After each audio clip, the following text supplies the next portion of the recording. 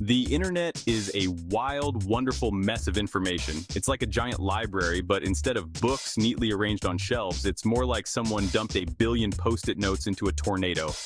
Want to know the price of a gallon of milk in Milwaukee? It's out there. Curious about the mating habits of the Patagonian Mara? The internet has you covered. The problem is, finding this information can feel like searching for a contact lens in a pile of confetti. That's where web scraping comes in. Imagine a tool that could sift through all that digital clutter and pull out exactly what you need. It's like having a personal assistant who never sleeps, never complains, and is really, really good at using Ctrl+C and Ctrl+V, except, without the existential dread of a sentient computer program eventually taking over the world. Web scraping is the digital equivalent of panning for gold. It's about extracting valuable nuggets of data from the vast river of information flowing through the internet. And trust us, there's gold in them, their hills, or, valuable data in them, their websites. So how does web scraping actually work? Think of it like this. You want to make a scrapbook of every picture of a corgi wearing a hat on the internet because, honestly, who doesn't? Manually searching for these pictures would take forever.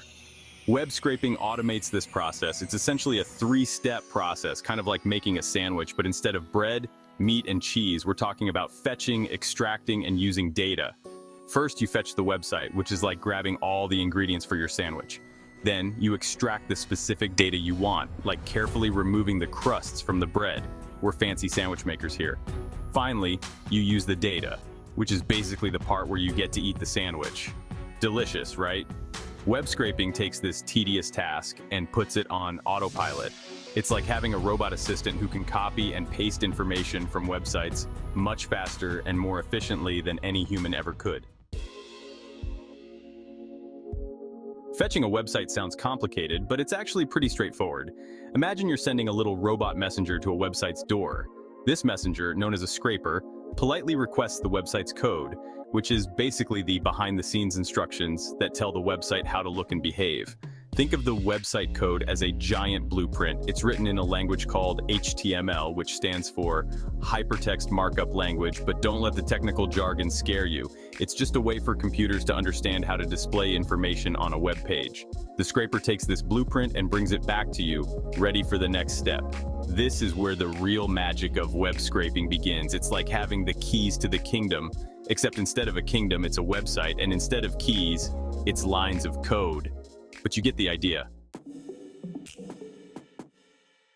Section 4, Step 2, Extracting, finding the hidden treasure. Now that you have the website's blueprint, it's time to find the hidden treasure, the specific data you're after. This is where things get a little more technical, but stick with us. Remember that HTML code we mentioned earlier? It's made up of different elements that tell the website how to display information. For example, there are elements for headings, paragraphs, images, and even tables. These elements are like containers that hold the actual data you're looking for.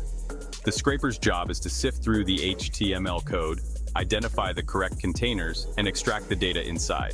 It's like having a metal detector that can pinpoint the exact location of a gold coin buried in a sandbox.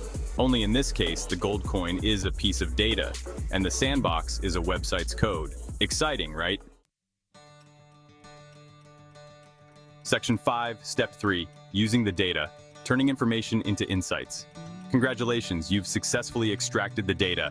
Now what? This is where the real fun begins. Remember that sandwich we talked about earlier? Now it's time to savor the flavor, or in this case, turn the raw data into something useful. Think of data as ingredients. On their own, they might not seem like much, but when combined in the right way, they can create something truly special. You can use the extracted data to compare prices across different websites, track your competitors' marketing campaigns, or even analyze social media trends. The possibilities are endless. It's like having a superpower that allows you to see patterns and trends that would be impossible to spot with the naked eye. With the right tools and a little bit of creativity, you can turn raw data into actionable insights that can help you make better decisions.